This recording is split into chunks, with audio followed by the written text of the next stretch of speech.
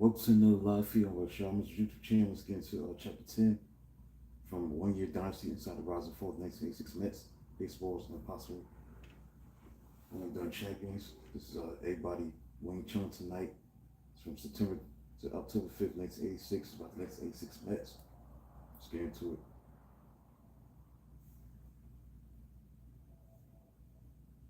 After winning 21 of 32 games in August, it was going to be a September to remember for the Mets, in case anyone doubted. A September to remember was displayed in large letters on the wall in front of the bullpen and left and right field. If you somehow missed the signs, point out how good the Mets were in '86, you could hear them sing about it. Many fans and quite a few players enjoyed the Curly Shuffle, the Jump in the Saddle novelty song with a compilation video of all Three Stooges bits and played each version at shape. Often slowing Keith Hernandez in the field warm up those that he has a chuckle at Larry Moe Curly from first base. But the '86 Mets were too popular to not be capitalized on musically. The two related songs were released that summer.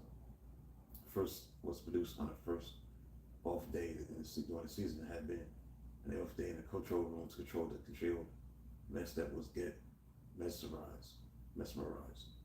The idea was cooked up by George Foster. The worst part of that idea was to have 9 Mets sing rap, you could call it. Though a more apt description would be a word rhyme with rap. Feature report later deemed Get Mesmerized the worst song ever recorded by athletes.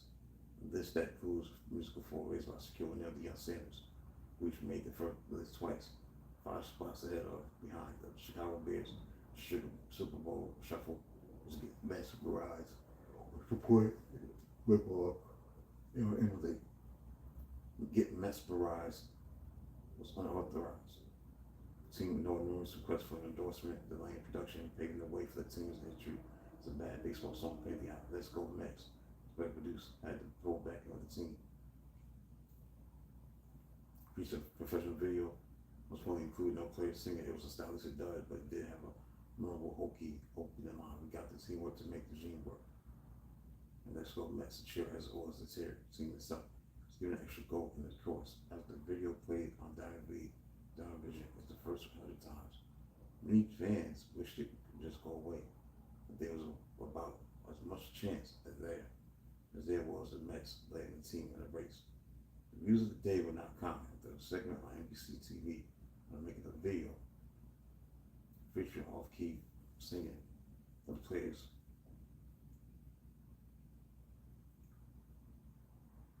Marv, Albert Deadpan, those fellas should not quit the day job. Michelle Marsh, anchor, Gavin on set. Drink on CBS TV. I love them so much I can't say anything bad. I hope they dance better than they sing. Well, I'm sure that at least they could pitch. While Keith Hernandez and Ron Darling on the covers of GQ magazine 3 months apart, 1986, that Roger McDowell and Lenny Dykstra landed in NBC TV studio. She sent a new video and sit down with Martha Quinn in September. She said that for a while it looked like the Celtics was like impossible. In fact, the Mets were Yankees playing with cable and other only mother, like two, Martha. I believe Ray's Quinn had gone right from Schroeder NYU grad to first generation VJ. Radio jockey by 1986 she had been. She almost very popular VJ, longer than the Australian McDowell combined teams in the big leagues. She threw to top balls at the Mets, where she got a nugget from McDowell by going up and fan of Tucker Raw. Life living reliever who pitched the Mets to pennants in 1969-1973. Dykstra was a rock crew man. She asked which band they'd like to be in. McDowell revealed himself a fan of Mike and the Mechanics as well as British pop rock. Group Level 42 showed an interest in soft 80s synthesizers sound and new broken number. Dykstra's taste ran to we knew the blues.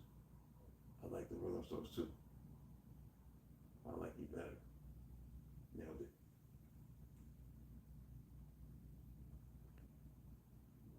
When asked to predict the playoffs, McDowell said the Mets will sweep Houston. While Dykstra predicted the Mets in 6, because America's heroes. Baseball is America's game.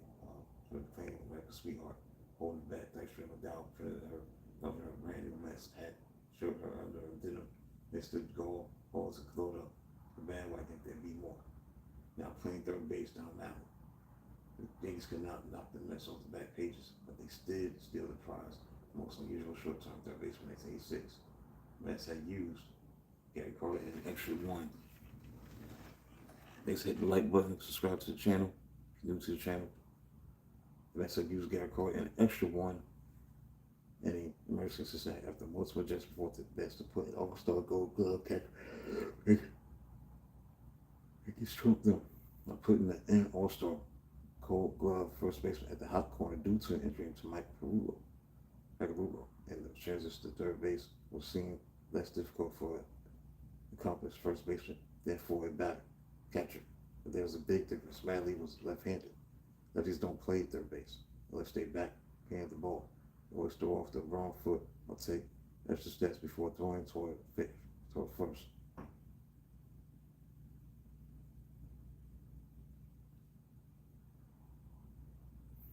Canella didn't care.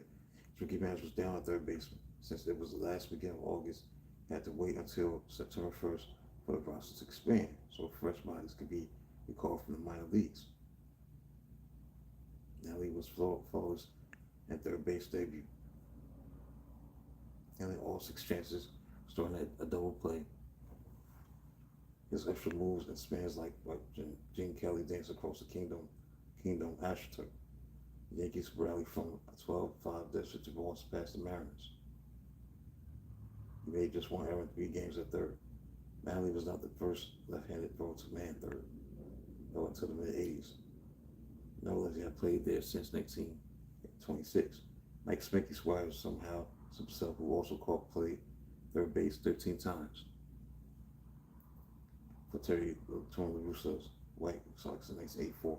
Trey Francona, future manager, played third base for Montreal in the 1985 season finale at Shea at the Mets and eliminated last September. Appeared on the 1986 calendar.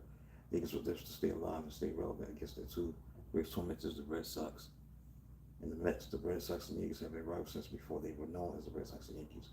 Dating back to 1904 when the Boston Americans surpassed the New York Islanders in a down-to-the-wire pennant race won by Beantown.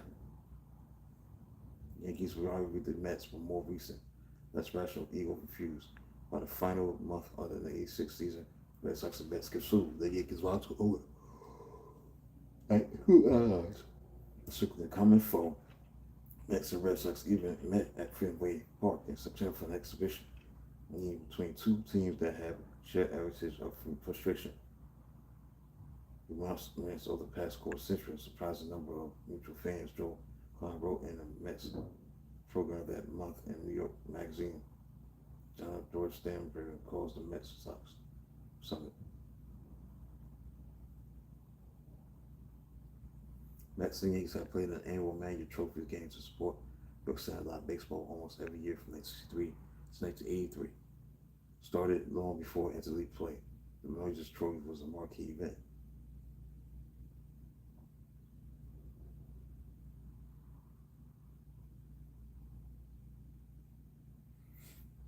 The Yankees didn't like being second to anyone, but public opinion otherwise stated. For 6 years, the Mets had a better record than the Yankees. From 1984 to 1990, said columnist on Newsday, Steve Jacobson. At that time, the Mets outdrew the Yankees every year. The 86 team was in the middle of it. Lynn Berman, whose job as a spokesman at NBC TV in the 1980s was to figure out airtime for New York's plethora of teams. There's no doubt who was number 1. I can't emphasize enough how the Mets own the town. I know it's going to believe it, but the Mets were bigger than the Yankees and they were bigger than the Giants winning the Super Bowl. Made it indeed seem hard to believe these 3 decades. This points later, but in the 80s, it was the truth. The Mets were the team in New York. And they ate at Steinbrenner. His low thing was no secret. Writing in Sports Illustrated, Peter Guerin stated, claimed that the Yankees owner had effectively ended the Mayor's Trophy game in New York. For his part, the Mets general manager Frank Casher didn't like Steinbrenner either. Supreme equals, he loved only his own team. Both Steinbrenner has approximately published memoir winning in both leagues. Most of all, he loved throwing his baseball rough in your face. In the mid-'80s, with the Mets able to throw wealth and success back in George's face, made sure he was a casualty of the cross-town feud.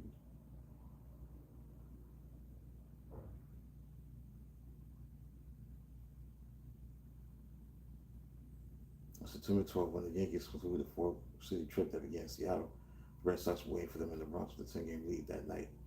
That same night, the Mets were down the Turnpike in Philadelphia, needed one win to clinch the National League East title. It was a noteworthy sports weekend.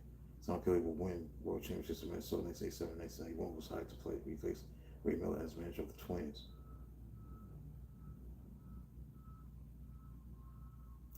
Kelly's second game as skipper future Hall of Famer.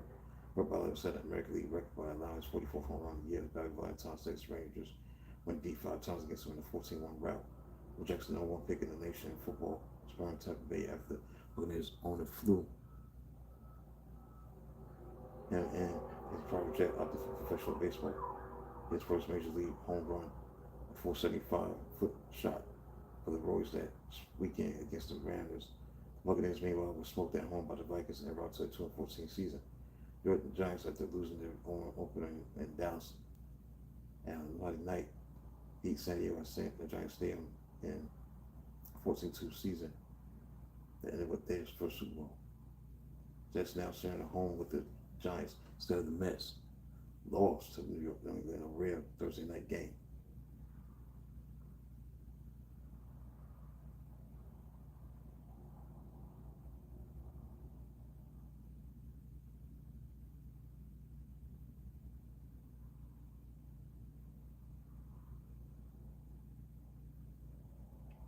The Joe Wilton's will win its next 9, loses its last 5, make the playoffs, giving 6 of 6 New York's 9 season postseason appearance in 1986.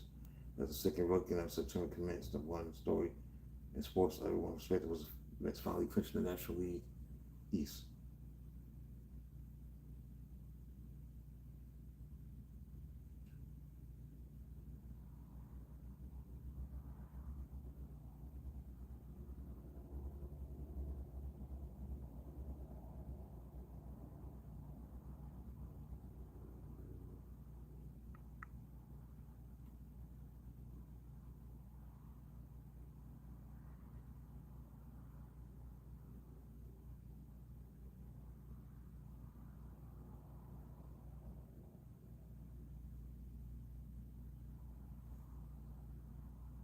Phillies swept the Mets the only time it happened on the road all year.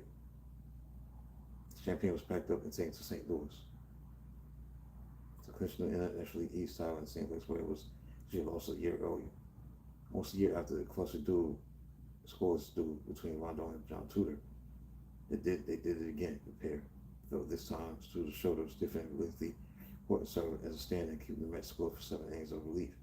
Only run in 13 innings scored on a close pitch from Roger McDowell to Kirk Ford that was deemed ball forward that was slow the next night. The Mets broke their longest score streak since the Joe Torre regime. The fans Mickey Wilson played for that 1918 score that Luther Schneid. He also had to go back to 1984 while he back triple batting right-handed and he scored in a short run to 4-2 victory that clinched that at least a top. There were a few shaving cream pies tossed in the visiting clubhouse, but it was just preliminaries. Keith Hernandez won. Tomorrow night it won't be shaving cream, it will be champagne. New York's and Chicago franchise slowly rose, like in Epitude. After becoming the first team to ever finish behind the Mets in 1966, the Cubs had their first win total since their last pin in 1985. Though the Cubs were a distant third to the Cardinals the next 2 years, was coming together for the Chicago in 1969.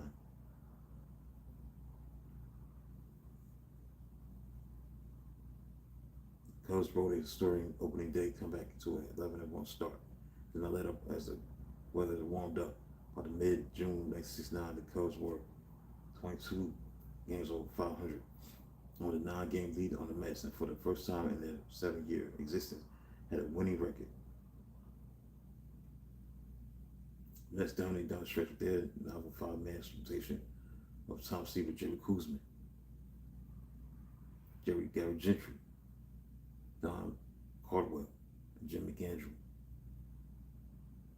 Cardwell, the Lone Star owner, older than 26.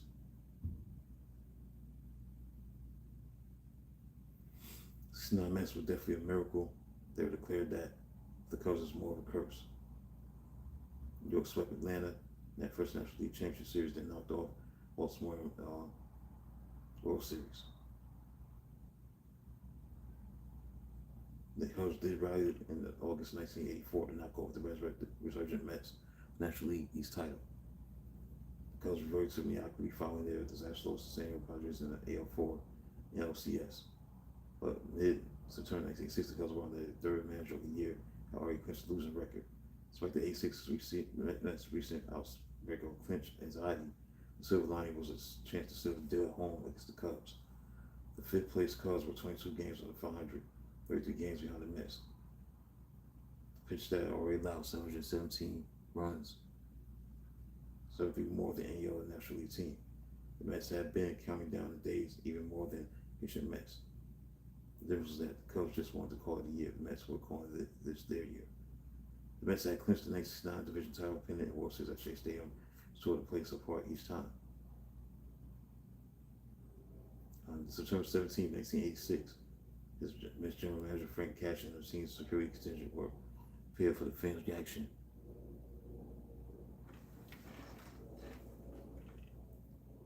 To the team's first clinching in 15 years. With the Mets leading in the ninth thanks to 3 hits and 2 RBIs by Carl Dave Magadan, throwing in first place in place of Keith Fernandez. Fans crowded onto the field level by the thousands.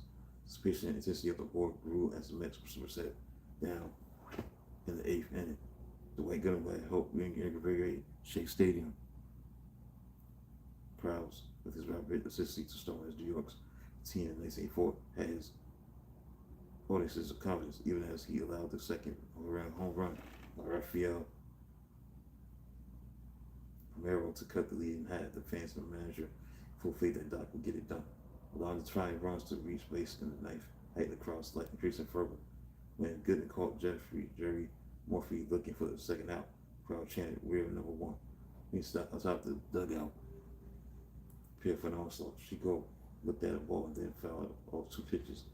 As has been the case since the summer of '84, anticipation of a good strikeout, the crowd grew even louder as the clinching reached 1 strike away stats. The riotous eagerness identified the fans eyed the same entry routes onto the field as the predecessors had taken in 1969 and 73. Tonight was their turn. It felt like a century since 73. At 10:15 p.m., 5 days of summer still on the calendar. The Mets officially brought up the title that had been their destiny since spring of '86, an attack that had been working on since winter. Like their manager had told them in his spring training, the Mets dominated. Walking hit the ground towards second base while the batter had challenged Zach Shea to be in peak form for this game. I remember telling me that the fans should celebrate the players on the field. Back in decades later, when the ground was hit to me, they were like 10,000 people jumping over that rail. If I had missed that ground ball, they would have just kept running and killed him. Blackman's throw to first base came within a few feet of the fans running in free territory. Second out, Keith Fernandez insisted he be on the field for the innings call and ran toward the mound, though the mound was getting on him. The fans tried to pull the gloves out of my hands when we had to swing my hand, and he wasn't able to. Other players were so lucky that they had more gloves, hats, gloves, and equipment in the locker room. The main priority was reaching sanctuary in one piece. The past crowd enveloped the field, the dugouts, the bullpens, especially forbidding except the fan-team relationship. So often take fans just didn't tear up the grass. They made off with the stacks of Mets had stored in the bullpens and the event repairs to the field were needed. The bullpen was carved beside Jack, caught in the field, the 2-seater Countess Devriers. The Yankee stand was full most of the day. When the Yankees lose to 6th place August, Slate News on their scoreboard. Yankees late the New York Mets 1986 National League East champs. She makes some cheers and boos. It's being in from 18,000 in the Bronx. Night of the year, both teams were at home. At Fenway Park down in Baylor, smashed the Yankees to the Wolves did his 30th home run in the win over Milwaukee. The Yankees fell 10 games back with 16 to play. Shea dealt with the cost of winning the locker room, champagne covered everything, everyone. Champagne Dow's anyone collecting camera energy. Even Hall of Famers were, Commons Corner on a special Commons Corner from the victorious 63-year-old Ralph Kiner.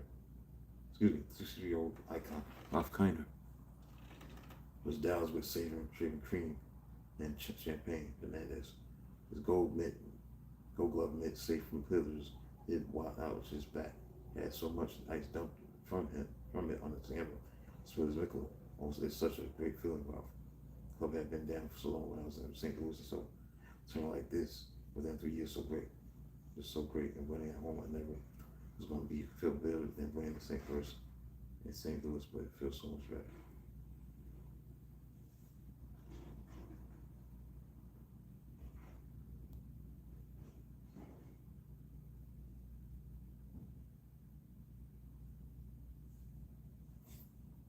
Mets already had many wins, 96 as any other major league team would have in 96. 1960, and they just kept going down there to grab on the Midnight East, delivering opponents and records until the final pitch. The Phillies won 3 from the Mets that weekend against a mixture of Mets starters, backups, and call-ups.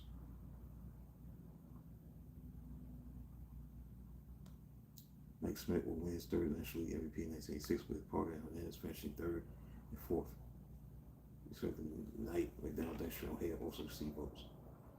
It was the last role for Smith, returned 37 last week of the season. He had led the Heat slugging percentage for the third last time. It was also his final Silver Slugger, gold, home run, RBA, Real Crowns. Regular T-shirt. Mets, 1986 National League East Division champions. New York hit 5 home runs in a short but sweet 2-game series.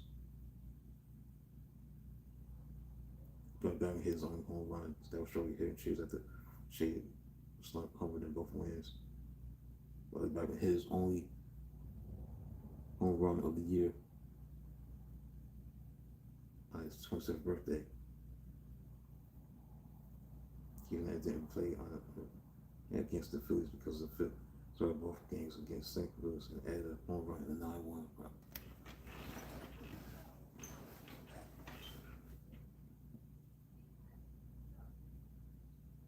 Mets went 12-6 against the Cardinals. Their first winning record against St. Louis since their last division, 73. Mets also went 12-6 against the Cardinals, reaching 100 wins at the same address where they hit that mark in 1969.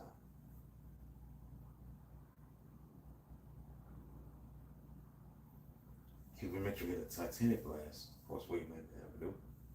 That was the 140th Mets home run, breaking the 1962 Mets mark set by a team that was as bad as the 86 club was good.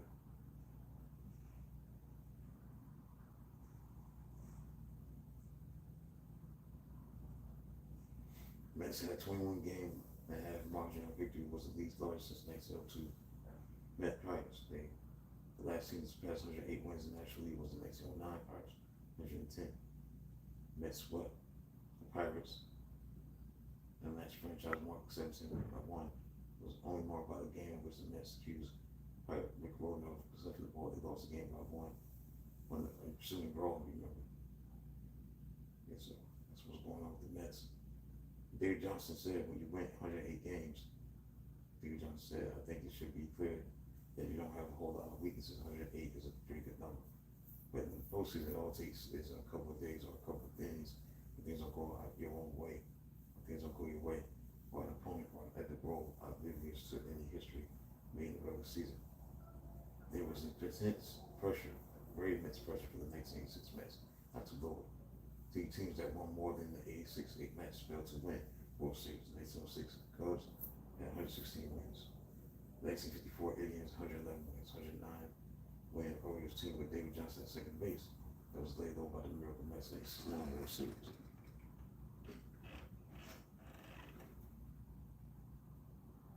The race that had been over before it ever started, real work was about to begin.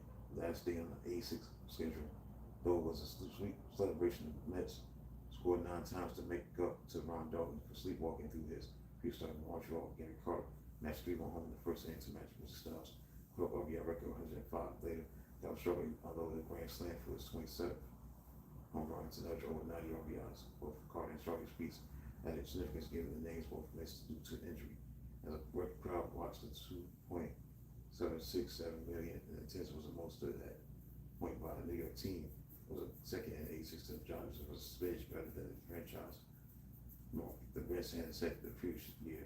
If that milestone came on the final pitch of the 86 regular season. Sid Fernandez, roundhouse, curve, caught Pirates rookie Bobby Bonilla looking, not just his first career save, his 200th strikeout. Lance poured out of the dugout to mock out Sid. Carter and Fernandez were already in street clothes.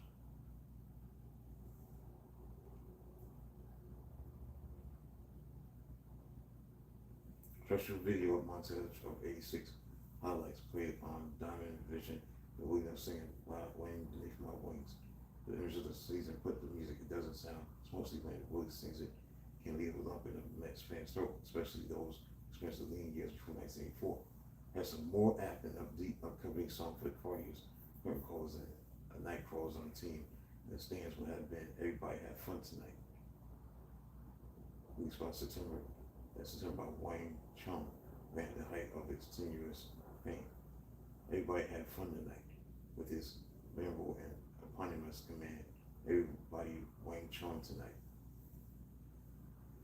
We get enough effort to reach number 2 on the Billboard charts. But 1986 was over.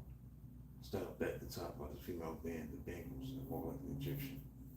Then again, after Wayne Chung in the National League, maybe a song that only got to number 2 would have stuck fights. 86 Mets had their sights trained on number 1 or fast. And so I'm done with chapter 10 being part 2, Destiny, chapter 11, Scuff Enough, from October 8th to October 15th, 1986. So you subscribe to the channel, hit the like button. Appreciate those who tuned in. Be back at 1 o'clock with an interview that I did with former Miami Hurricane player.